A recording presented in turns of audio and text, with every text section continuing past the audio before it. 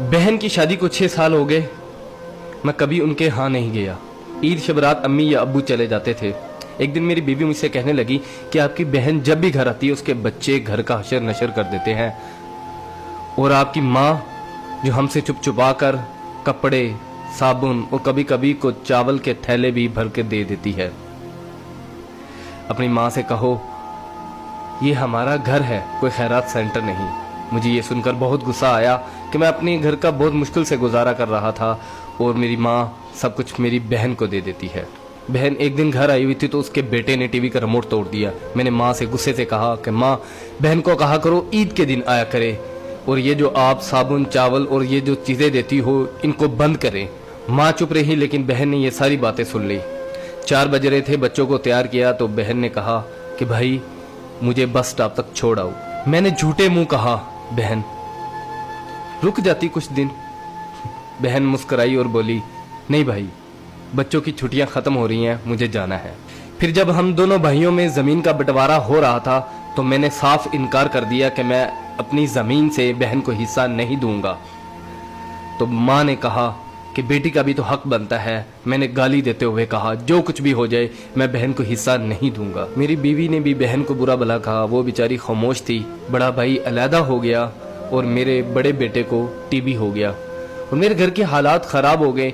जितना सब कुछ था मैं उसके इलाज पे लगा चुका था।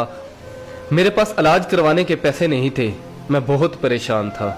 लाखों रुपए लगा चुका था और भूख सर पे थी। परेशानी की हालत में कमरे में बैठा शायद अपने हालात पे रो रहा था। उसी वक्त मेरे घर में वही बहन आई। मैंने गुस्से से बोला ये आ गई मनहूस। मैंने बीवी को कहा कुछ तैयार करो बहन के लिए। बीवी मेरे पास आई और कहा कोई जरूरत नहीं गोश्त और बिरयानी बनाने की। फिर 1 घंटे बाद वो मेरे पास आई।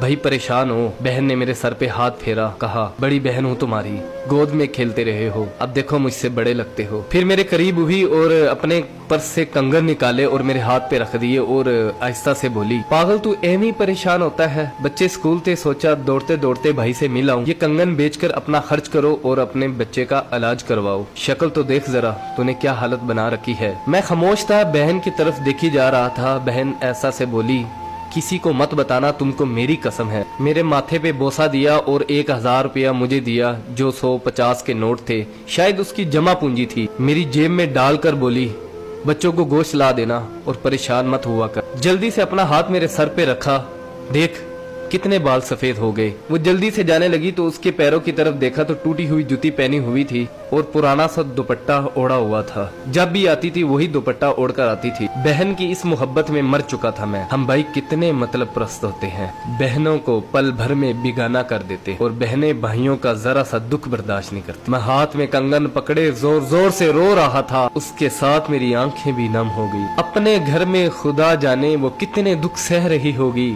कुछ लम्हे के लिए अपनी बहनों के पास बैठकर हालचाल पूछ लिया करो, शायद उनके चेहरों पे कुछ लम्हों के लिए एक सुकून सा आ जाए। बहनें माँ का रूप होती हैं और भाई बाप का रूप होते हैं। स्टोरी अच्छी लगी हो तो इसको लाइक कर दीजिएगा, इसको शेयर भी कर दीजिएगा।